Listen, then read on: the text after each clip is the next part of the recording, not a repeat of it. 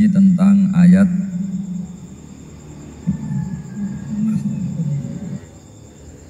Qul bi fadlillahi wa bi rahmatihi fa bidzalika falyafrahu.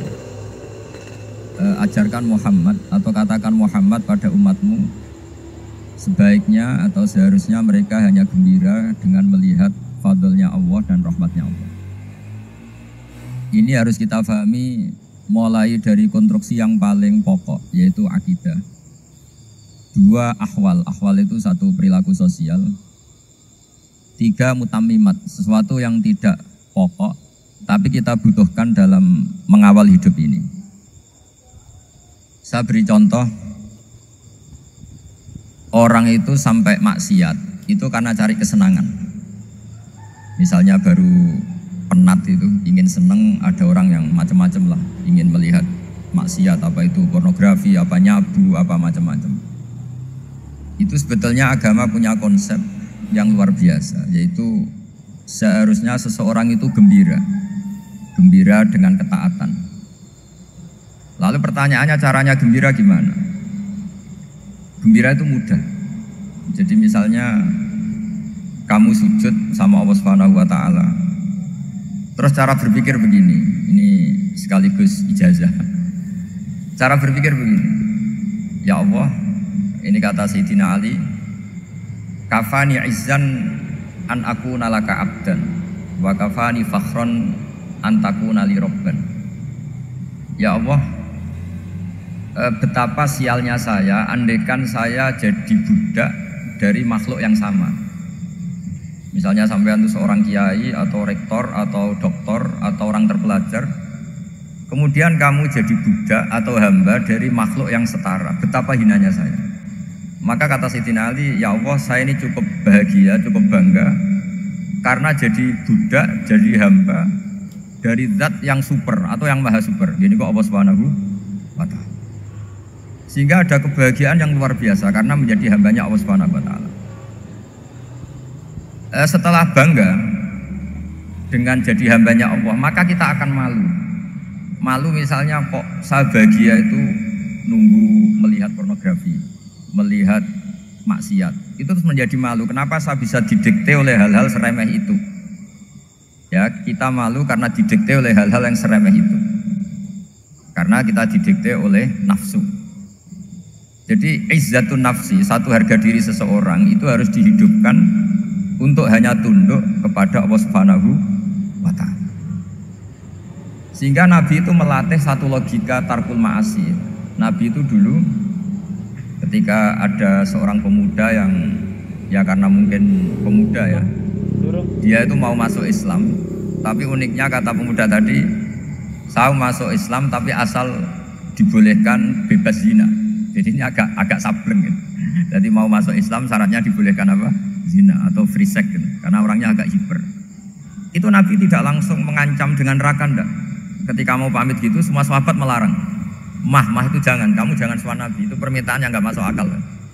Setelah lama ditahan terjadi kegaduhan di masjid. Nabi dengar itu ada apa gitu. Itu ada pemuda yang mau masuk Islam tapi yasta'dzinuhu fi zina. Tapi mereka minta izin Nabi untuk tetap boleh zina. Kata Nabi, pemuda itu suruh masuk, suruh menghadap saya. Ketika menghadap Nabi, saya ulang lagi, ketika menghadap Nabi, Nabi mengajarinya itu luar biasa. Nabi tidak langsung mengancam dengan neraka atau dengan azab tunda. Tapi kata Nabi, atuhibbuhu li ummik. Kamu suka kalau ibu kamu itu jadi demenannya orang banyak. Oh enggak ya Nabi, yang demen ibu saya tak bacok kan. Karena ini agak preman, di mana-mana orang nakal agak preman. Terus atuhibbuhu li bintik, kamu suka kalau putri kamu ya digitukan orang-orang. Oh ya enggak Nabi, yang gitukan putri saya tak bacok. Atuhibbuhu li kholatik, kamu suka kalau bule kamu digitukan. Atuhibbuhu li ammatik, kamu suka kalau saudara bapak kamu digitukan. Nabi itu mengeset ya. Cara sekarang cuci otak mungkin. Nabi itu meluruskan otaknya anak muda itu. Betapa buruknya zina. Cara bahasa Arab ditakbih. Betapa buruknya zina. Kamu suka kalau korbannya ibu kamu, putri kamu, bude kamu, bule kamu. Sehingga orang itu matur ya hasbuka ya Rasulullah, ini sudah cukup. Saya tidak pernah melihat sesuatu seburuk zina. Jadi fa'alqallahu fi qalbihi bughdha zina. Kemudian Allah meletakkan di hatinya, menanamkan benci zina.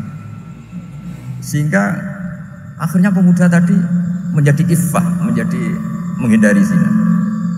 Artinya begini ya, ini mungkin yang lolos dari para kita sebagai dai, kita tidak belajar banyak tarbiyahnya Rasulullah Shallallahu Alaihi Wasallam. Jadi kalau kita benci maksiat itu jangan hanya ditakdir, ditakutkan neraka, itu enggak. Jangan hanya itu, tapi di logika. Jadi kalau kita menghindari maksiat itu selain karena takut azab, itu ada logika, ada rangkaian pikiran yang menjadikan kita anti satu perbuatan apa maksiat. Jadi misalnya gini ya, kira-kira ginilah kalau contoh gampang itu. Ada orang gitu ya, nyanyi dengan pakaian yang mungkin pornografi gitu. Mungkin pemuda-pemuda ingin melihat itu, tapi bisa diobati gini. Oh enak dekne mergawe kok tak bayari, aku kehilangan duit. Meskipun dengan logika yang agak serampangan, yang penting menjadi kita ini punya harga diri untuk tidak tergantung hal-hal seperti itu. Sehingga Nabi itu cara menggambarkan tadi mulai atuhibbuhu li ummi. Kamu suka kalau ibu kamu jadi demenannya orang lain. Pemuda tadi bilang yang demen ibu saya mau saya bunuh. Ditambah lagi atuhibbuhu li bintik. Bagaimana kalau korbannya putri kamu, bule kamu, bude kamu.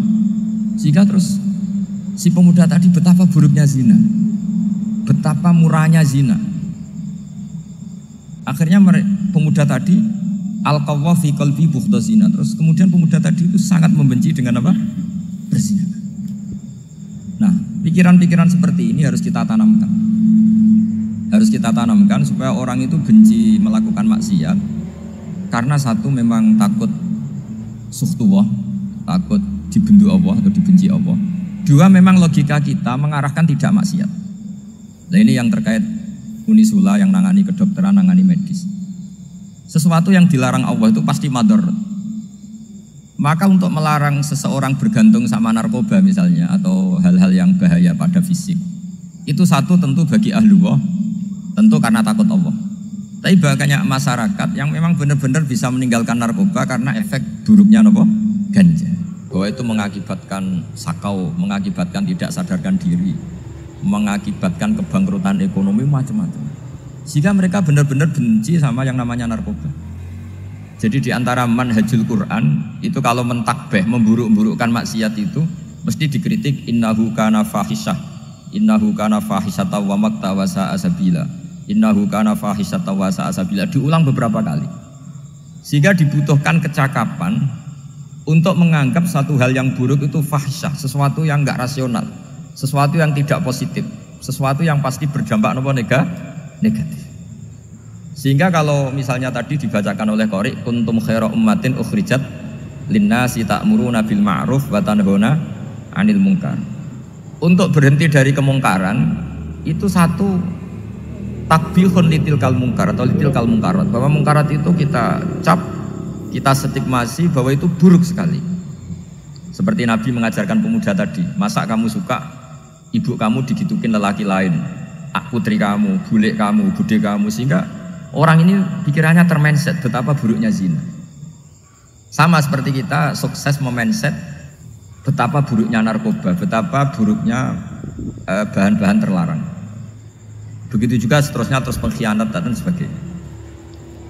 Tapi problem manusia adalah dia itu akan mencari kebahagiaan atau kesenangan sesaat. Maka caranya gimana?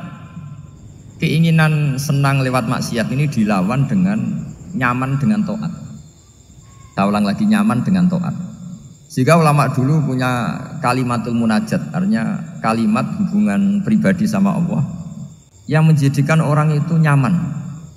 Dan ini yang diajarkan kitab-kitab tasawuf. Kitab tasawuf itu sukses mengajarkan melihat alam raya ini semuanya nyaman, termasuk yang mengecewakan. Itu dianggap nyaman. Saya berkali-kali mengajarkan ilmu ini karena ini musalsal ila Rasulillah SAW. Itu pernah suatu saat Imam Ahmad itu dipanggil sama tetangganya, anak muda. Tentu Imam Ahmad ini orang yang sangat soleh, sangat waroi, sangat tunduk sama perintahnya Allah dan Rasul. Pemuda tadi manggil, ya Ahmad, datang ke rumah saya. Imam Ahmad datang. Setelah sampai ke pemuda tadi, sudah pulang lagi, saya tidak butuh kamu. pulang lagi. Setelah sampai rumah dipanggil lagi, ya Ahmad datang lagi, datang lagi. Oh saya tidak jadi butuh, pulang lagi sampai 3 kali. Dan itu perangai ekspresi Imam Ahmad itu atau ulama lain yang sesoleh beliau itu nyaman, indah. Beliau tetap senyum-senyum nyaman. Beliau tidak tersinggung, tidak terprovokasi, ya pokoknya tidak tersinggung, kelihatan nyaman.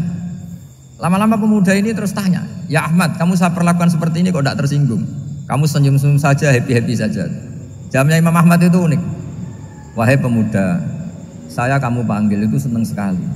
Karena kata Nabi, kalau kamu iman dengan Allah dan Rasul, maka hormatilah tetangga. Jadi saya senang. Karena nuruti perintah Allah untuk menghormati tetangga. Jadi tidak ada urusannya dengan kamu. Kagetnya kayak apa? Jadi dipanggil tetangga ya senang karena melakukan perintahnya Allah dan Rasul, yaitu ikramul jar, fal yukrim jarum. Disuruh pulang, kamu ingin saya pulang, ya saya pulang. Disuruh datang, ya saya datang. Jadi saya tidak tersinggung, saya tidak ada urusan dengan kamu. Urusan saya dengan Allah Subhanahu wa Ta'ala. Itu kalau bapak-bapak istrinya ngomel terus sabar itu ya bagus. Saya tidak punya urusan. Kalau kamu terprovokasi oleh istri, berarti kamu didikte oleh makhluk. Masa seorang rektor didikte makhluk? Kan tidak keren. Apalagi seorang habib didikte makhluk, kan tidak keren. Yang bisa mendikte kita hanya Allah Subhanahu wa Ta'ala. Dan Allah mendikte kita, mengajarkan dia wa ashiruhunna bil ma'ruf fa in karihtumuhunna fa asa an takrahu shay'an wa yas'alallahu fi khairan katsira. Jadi cara melihat istri kita bawel gitu atau cerewet, alhamdulillah ini ada pahala tanpa modal, cukup sabar. Kalau istri kamu sedang mesra malah mintanya ke mall, malah biayanya tinggi. Murah mana dapat pahala dimarahin sama saat mesra minta ke mall? Milih yang pertama kan? Nah ya itu tidak usah modal itu. Ya gitu aja.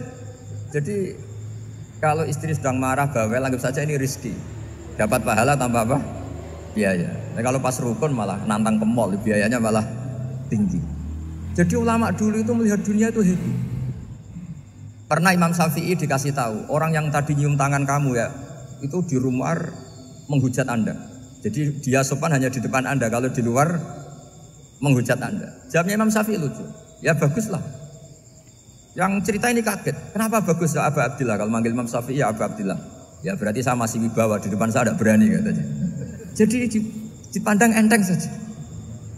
Jadi kalau kamu di depan kamu istri kamu tidak berani belanja, tidak ada kamu belanja banyak, anggap saja Anda wibawa.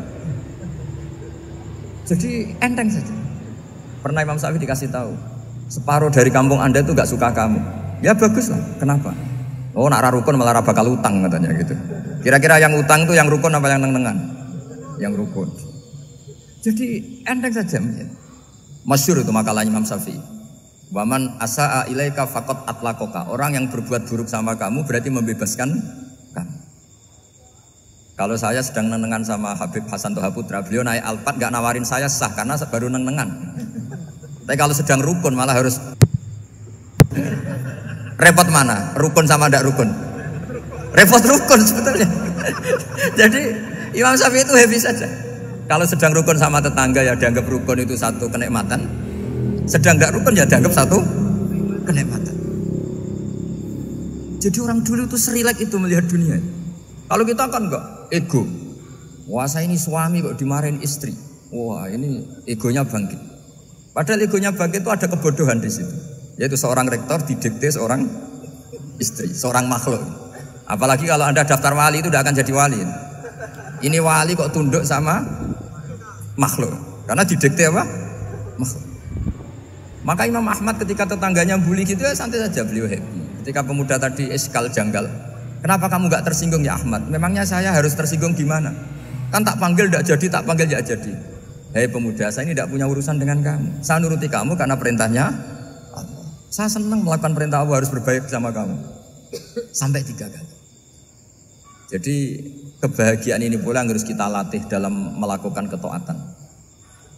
Tapi memang obsesi saya terbesar atau cita-cita saya terbesar memang setiap ngaji saya ingin orang mukmin semuanya itu bahagia. Dengan bahagia itu mereka tidak neko-neko ingin mencari kebahagiaan lewat jalur apa maksiat.